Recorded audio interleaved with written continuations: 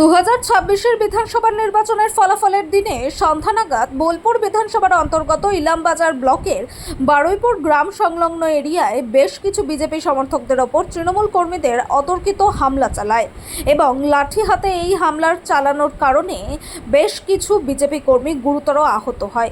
ফলে তড়িঘড়ি ইলামবাজার ব্লক প্রাথমিক স্বাস্থ্যকেন্দ্রে চিকিৎসাধীনে নিয়ে যাওয়া হয়।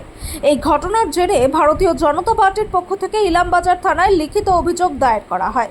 দোষীদের গ্রেফতারের দাবিতে আজ সকাল 10টা নাগাদ ইলামবাজার ব্লক ভারতীয় জনতা পার্টির পক্ষ থেকে ইলামবাজার থানায় দ্বারস্থ হয় ও বিক্ষোভ দেখায়।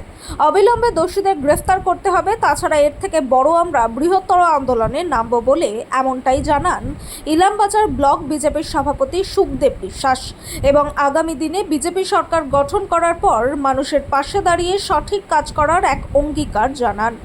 বীরভূমের ইলামবাজার থেকে অনির্বাণ পাচার রিপোর্ট, বিগ নিউজ বাংলা।